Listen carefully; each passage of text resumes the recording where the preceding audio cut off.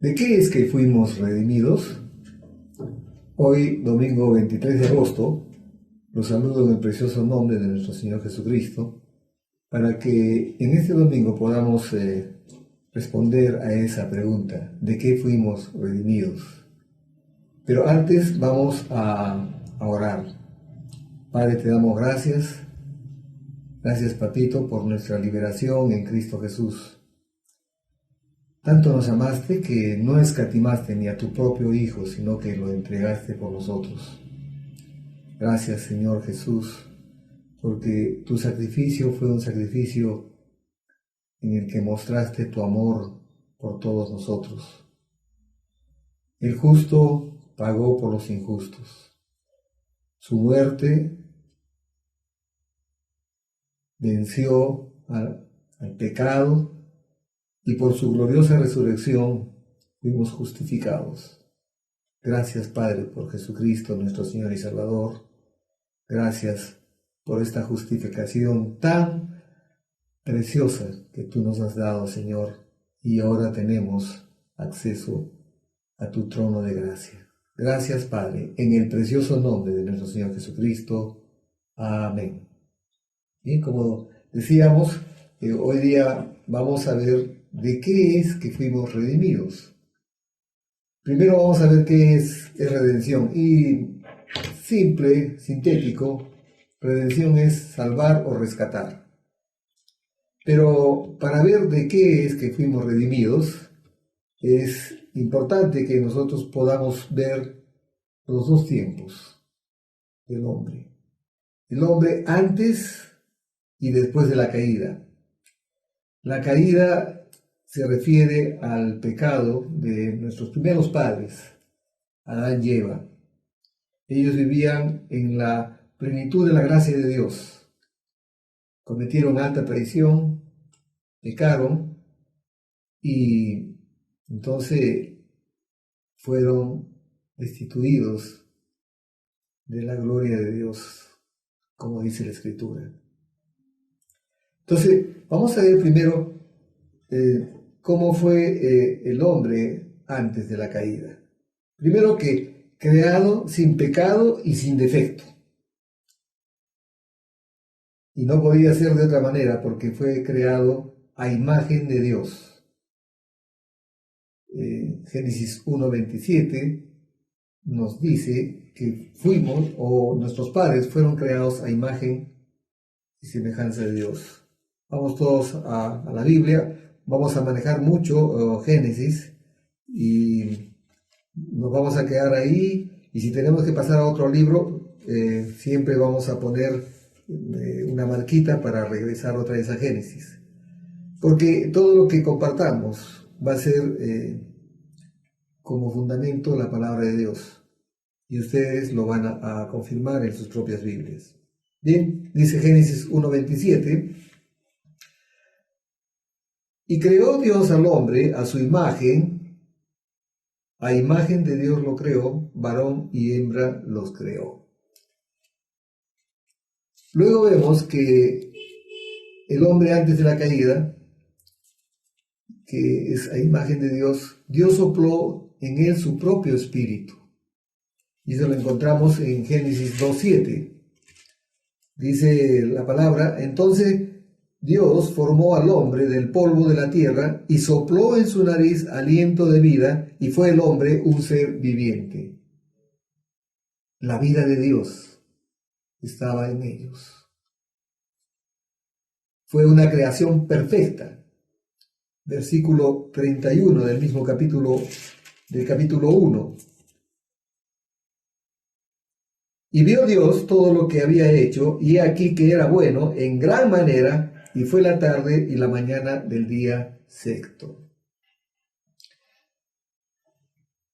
Este hombre, creado sin pecado y sin defecto, era capaz de estar en presencia de Dios sin miedo ni culpabilidad, disfrutando la amistad de Dios. Además, fue creado con autoridad, señorío sobre todas las obras de las manos de Dios. Génesis 1, 26 y 28.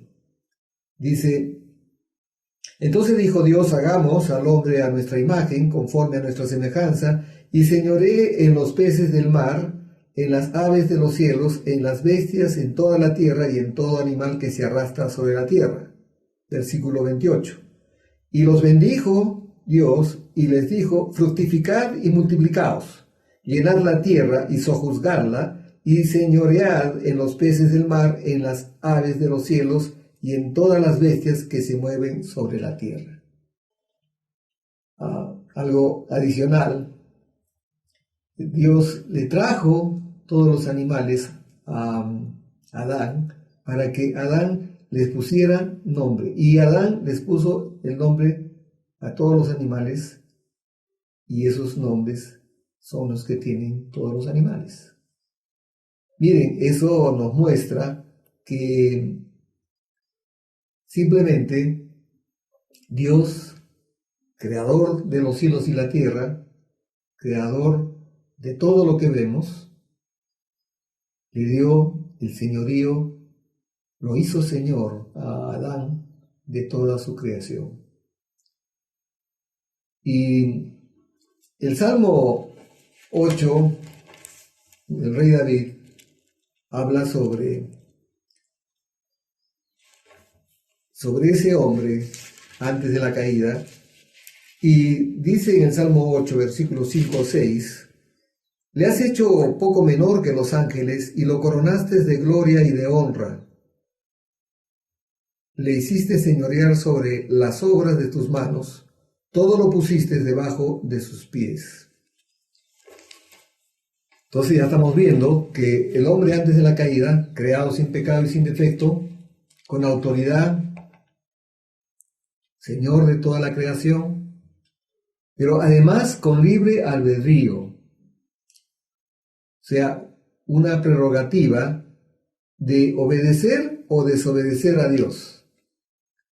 Lo puso en esa condición de libertad, de poder obedecer o no obedecer a Dios.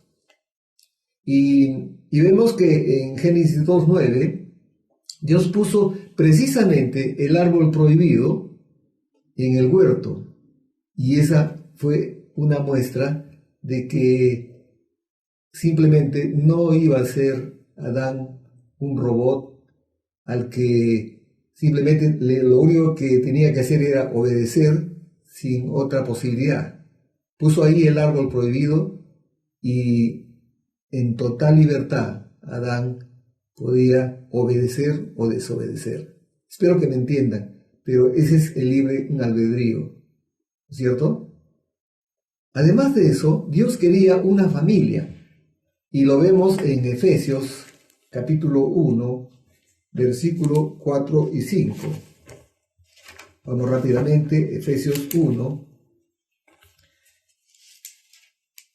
Dice, versículo 4, según nos escogió en él antes de la fundación del mundo, dice, esa fue la voluntad de Dios, para que fuésemos santos y sin mancha delante de él, en amor, habiéndonos predestinado para ser adoptados hijos suyos por medio de Jesucristo, según el puro afecto de su voluntad. Nos llamó a hacer amistad con él. Y no solamente con él, con su Hijo. Primera de Corintios 1:9. Primera de Corintios 1:9. Qué importante es hablar sobre las verdades de Dios teniendo la palabra en nuestras manos, cosa que no teníamos en otro tiempo. Dice, fiel es Dios por el cual fuiste llamado a la comunión con su Hijo Jesucristo nuestro Señor. La comunión, la común unión, ¿cierto? Y con tal criatura, Dios podía tener amistad. Porque vemos que también en Primera de Juan, capítulo 1, versículo 3, va a decir lo mismo. Dice, lo que hemos visto y oído, está hablando el evangelista Juan, está hablando el apóstol Juan, aquel que se dice de sí mismo como el más amado, que reclinó su cabeza sobre el pecho de nuestro Señor Jesucristo. Y él escribe, dice, también es llamado el apóstol del amor. Lo que hemos visto, está hablando de lo que ellos vieron junto con los demás apóstoles. Lo que hemos visto y oído, eso os anunciamos, para que también vosotros tengáis comunión con nosotros, y nuestra comunión, aclara, verdaderamente es con el Padre y con su Hijo Jesucristo. Pero ahora vamos a ver al hombre después de la caída. Dios le dijo a Adán que si desobedecía y comía del fruto prohibido, moriría ese día. Génesis 2:17. Y es interesante ir siempre a la palabra. Muchas veces no se lee mucho Génesis, pero la palabra es eterna y la voluntad de Dios es la misma. Entonces dice 2:17, mas del árbol de la ciencia del bien y del mal no comerás, porque el día que de él comieres, ciertamente morirás. ¿De qué estaba hablando Dios? Estaba hablando de la muerte espiritual. Romanos 6:23 nos dice que la paga del pecado es muerte. Entonces, Adán pecó y en ese instante que pecó, murió espiritualmente. La manifestación externa, o sea, la muerte física, del efecto interno de la muerte espiritual, se dio 930 años más tarde. Génesis 5:5 habla precisamente de que Adán vivió 930 años, pero él había pecado muchos años antes y alguien podría decir hay una contradicción, pero no, está hablando, y eso tenemos que tenerlo bien claro, hay una muerte física y hay una muerte espiritual, ¿cierto? Y precisamente vamos a hablar de eso más adelante, porque después de haber pecado Adán, trató de esconderse de Dios. O sea, su injusticia le hizo imposible presentarse libremente ante Dios. Esa injusticia nosotros la hemos superado con nuestra fe en Jesucristo y en su obra terminada en la cruz. Y el Padre nos ha hecho por la obra de Jesucristo justicia de Dios en Él. Y por eso que ahora en Hebreos 4:16 podemos decir que podemos entrar confiadamente a su trono de gracia para recibir misericordia y alcanzar la gracia para el socorro oportuno. Acerquémonos, dice la palabra. Es una exhortación a que nos acerquemos confiadamente a su trono de gracia. Y bueno, y tenemos una herencia que nos dejó nuestros primeros padres. La herencia por Adán para la humanidad es que todos morimos espiritualmente. Primera de Corintios 15:22. Primera de Corintios 15:22.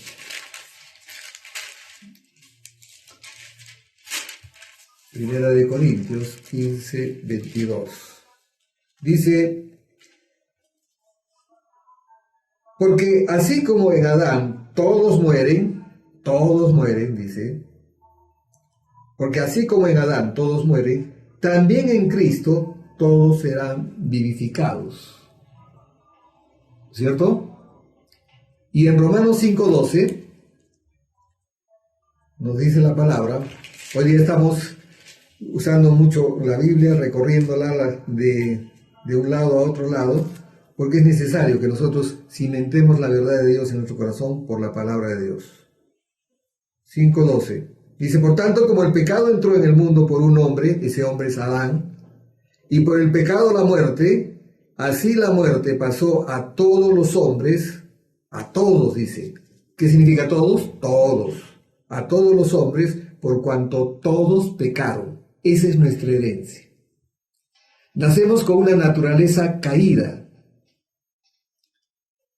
Y quien grafica esto perfectamente es el rey David, cuando en el Salmo 51 nos dice,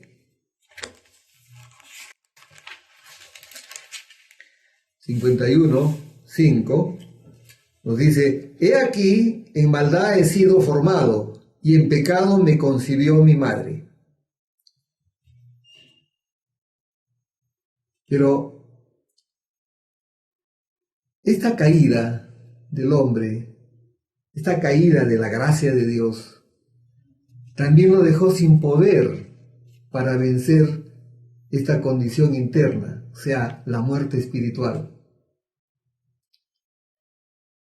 Convertido de Señor, ahora a esclavo del pecado, incapaz de romper sus cadenas y restaurar la amistad con Dios.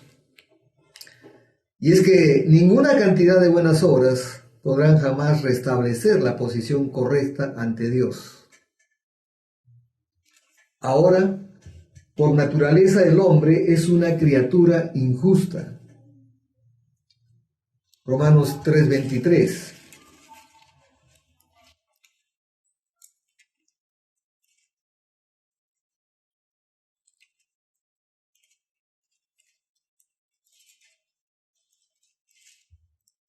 Por cuanto todos pecaron, comienza con esa verdad que tiene que ver con todos los que nacemos bajo esa condición. Todos nacemos bajo esa condición. Por cuanto todos pecaron y están destituidos de la gloria de Dios. Pero el versículo 24 es una bendición. Siendo justificados gratuitamente por su gracia mediante la redención que es en Cristo Jesús. Entonces, por naturaleza el hombre es una criatura injusta. Y Romanos 3:10 lo ratifica cuando el apóstol Pablo, citando el Salmo 14 y el Salmo 53, dice, no hay justo ni aún uno. Quiere decir, alguna vez estábamos predicando en la Plaza de Armas con un pastor venezolano y nos acercamos a un señor para presentarle el Evangelio, y lo primero que nos dijo, yo soy un hombre bueno. Entonces, a veces encontramos esas personas, ¿no? Yo soy un hombre bueno, yo no le hago daño a nadie, yo no me meto con nadie, es más. Y yo le dije, ¿comparado con quién? El Señor Jesús también, cuando un joven se le acerca y le dice, maestro bueno, voltea y le dice, ¿por qué me dices bueno? Solo Dios es bueno. Estaba hablando Jesucristo como hombre, ¿no es cierto? Y en Romanos 7:24, el apóstol Pablo, hablando sobre su anterior condición, lanza un grito y dice, miserable de mí, dice, ¿quién me librará de este cuerpo de muerte? Entonces, solo Jesucristo. Pero vamos a ver qué es lo que sigue, 7:24. Dice, miserable de mí, ¿quién me librará de este cuerpo de muerte? Gracias doy a Dios por Jesucristo, Señor nuestro. Así que yo mismo con la mente sirvo a la ley de Dios, mas con la carne a la ley del pecado. Conclusión. Es vital importancia que entendamos de qué es que fuimos redimidos. Me acuerdo que escuché un testimonio en un seminario donde hablaban de que generalmente venían predicadores norteamericanos y contaban que en Nueva York, en una de las calles principales, avenidas muy concurridas, escribieron un graffiti que decía, Jesucristo te salva. Y más abajo alguien le puso, ¿de qué? ¿Y no creen ustedes que puede ser una pregunta legítima? Legítima será, ¿no?, para los que no conocen de que fuimos redimidos, de que fuimos salvos. Porque antes de ser redimidos, ¿no?, antes de ser redimidos, éramos hijos de ira, dice Efesios 2:3. Estábamos sin esperanza y sin Dios, Efesios 2:12. Bajo la potestad de las tinieblas y necesitamos ser liberados, nos dice Colosenses 1:13. Entonces, ¿de qué es que fuimos redimidos? Fuimos redimidos de la muerte. Jesucristo nos dio vida cuando estábamos muertos en nuestros delitos y pecados, nos dice Efesios 2:1. Nos libró del temor. En este tiempo hay mucha gente que está viviendo en temor. Inclusive cuando oran al Padre en nombre de Jesucristo, su oración suena a temor. Y el temor es lo contrario a la fe, lo hemos dicho muchas veces. Nos libró de las tinieblas, ahora caminamos en la luz. Somos salvos y un día estaremos en su gloriosa presencia. Y todo esto y mucho más por gracia, mediante la fe en Jesucristo. Este compartir de hoy día, sencillo, para que distingamos cómo fue el hombre antes de la caída y cómo es el hombre después de la caída. Pero cuando nos predicaron el Evangelio, cuando creímos en Jesucristo, cuando creímos que su obra en la cruz es una obra terminada, tetelestai, consumado es, esa fe en Cristo Jesús nos vuelve otra vez a la gracia inicial, a la gracia que Adán, nuestro padre, perdió. Regresamos otra vez al principio. Y eso es por el amor, por la bondad, por la misericordia de Dios, que Él quiere que nadie perezca, sino que todos procedan al arrepentimiento. Primera de Timoteo 2:4 dice que Dios desea que todos los hombres sean salvos y vengan al conocimiento de la verdad. Este es el conocimiento de la verdad. Este es un conocimiento que tenemos que tenerlo en nuestro corazón. La palabra de Dios dice que mi pueblo se pierde por falta de conocimiento. Y el conocimiento está a nuestro alcance. En nuestro país, en nuestras ciudades, en nuestra ciudad, en Arequipa, nadie nos persigue, nadie nos mete a la cárcel por predicar el Evangelio.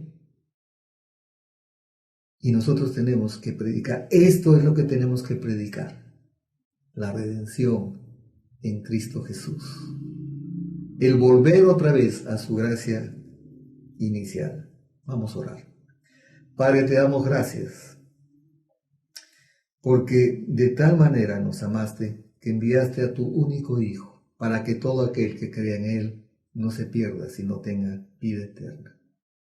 Gracias, Padre, por Jesucristo, nuestro Señor y Salvador, Él se dio a sí mismo por nosotros, para que con su muerte nosotros tengamos vida. Gracias, Padre. Te pedimos en el nombre de Jesucristo, nuestro Señor y Salvador, que el Espíritu Santo selle esta enseñanza en nuestros corazones.